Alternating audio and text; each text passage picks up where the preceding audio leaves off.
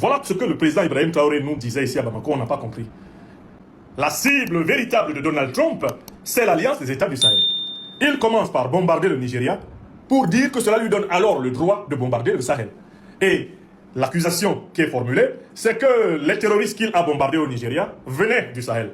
Par conséquent, Donald Trump veut se donner ce qu'on appelle un droit de poursuite sur tous les pays africains. Il veut s'octroyer le pouvoir de bombarder librement n'importe quel pays africain au motif de la lutte antiterroriste. La lutte antiterroriste devient très clairement le cache-sexe de l'impérialisme yanké sur le sol africain. Voilà les informations qu'on a ici. Youssouf Tougar dit « Nous avons discuté pendant 19 minutes avant l'attaque, puis nous avons parlé à nouveau pendant 5 minutes avant qu'elle ne commence. 19 pour 5, 25 minutes. Comment vous pouvez comprendre qu'un pays aussi important que le Nigeria, avec plus de 200 millions d'habitants, permette qu'une puissance étrangère bombarde sur son territoire après une discussion d'un total de temps de 25 minutes? Comment vous pouvez le comprendre? Si ce n'est pas parce que ce pays accepte de jouer un certain rôle dans un plan de démantèlement des forces panafricanistes révolutionnaires qui sont précisément en train de déloger les troupes néocolonialistes occidentales de notre sol. Est-ce que c'est clair pour tout le monde? Quand le président Ibrahim Traoré, ici à Bamako, il y a à peine 3 jours, là, à quelques encablures, dans la grande salle mythique du CICB, nous a dit que nous allions nous retrouver dans l'hiver noir. Est-ce que vous vous rendez compte que le président nous parlait de choses qui se passeraient dans la même semaine? La semaine même où le discours s'est tenu, l'Amérique attaque l'Afrique. Les informations contenues dans cet article indiquent donc très clairement qu'en se rapprochant de la frontière du Niger pour bombarder, l'armée américaine veut se donner le pouvoir de bombarder au Niger. En se rapprochant de la frontière de l'AES pour bombarder, l'armée américaine veut s'octroyer le pouvoir de bombarder dans le territoire de l'Alliance des États du Sahel. Ce qui correspond tout naturellement à une déclaration de guerre. C'est un acte de guerre contre l'Afrique. Cet acte de guerre doit être traité comme tel. Le bombardement américain au Nigeria est un acte de guerre de l'Amérique contre l'Afrique. Et les peuples africains et les gouvernements africains doivent traiter ce bombardement comme tel. Voilà pourquoi les 4 recommandations que j'ai données à la fin de ma conférence principale ce matin, ces recommandations sont urgentes. D'abord, il faut de grandes mobilisations populaires à travers le continent africain pour demander à l'armée américaine de quitter sans délai le sol africain. Tout pays confondu. Nous devons appeler les populations africaines à sortir massivement dans les rues pour demander à l'armée américaine de se retirer du continent africain. Toutes les bases militaires américaines sur le continent africain doivent faire l'objet d'un appel populaire et massif à quitter notre sol. Tout pays africain qui héberge une base militaire américaine doit être le lieu de mobilisation citoyenne populaire pour demander aux troupes américaines de rentrer aux États-Unis. Il faut déloger de toute urgence toutes les troupes américaines du sol africain. Ça, c'est la première précaution. Et ça, c'est la responsabilité des peuples. C'est la mobilisation des peuples qui va forcer les gouvernements à relayer la demande des peuples de ne plus voir une seule base américaine ouverte. C'est une urgence et ça, c'est la responsabilité populaire. Ces mobilisations doivent avoir lieu partout, au Sahel et en dehors du Sahel.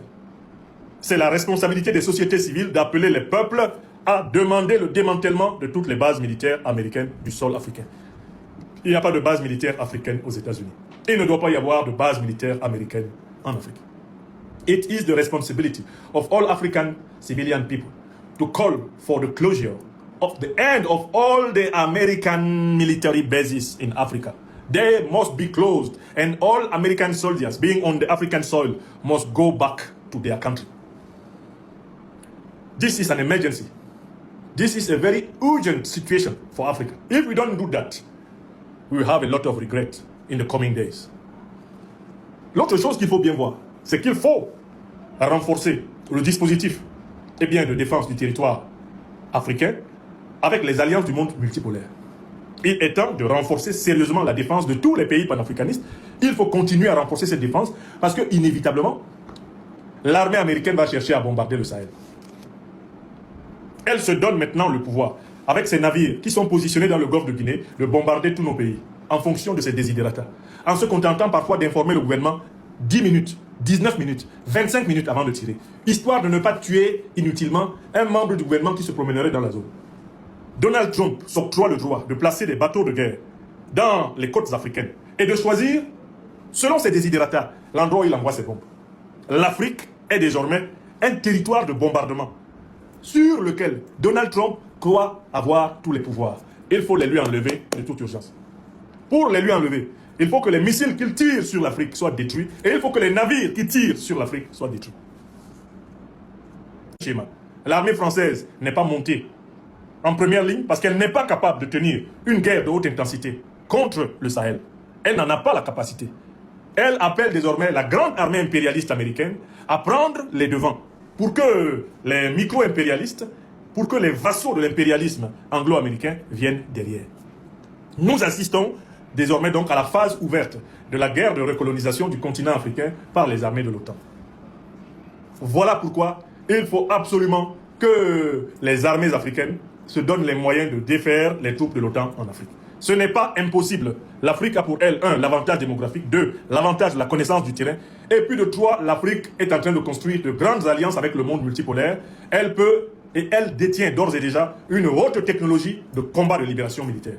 Il ne faut pas hésiter à leur montrer que s'ils veulent éradiquer les Africains ne se laisseront point faire. L'Afrique ne sera pas à la merci de l'Occident, comme la Libye l'a été, comme l'Irak l'a été. Il faut renforcer le dispositif, car ils vont attaquer.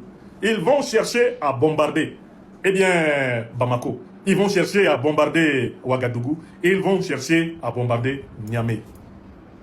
Les bateaux de guerre américains qui ont tiré sur le nord du Nigeria sont tout à fait capables de tirer sur la capitale nigérienne.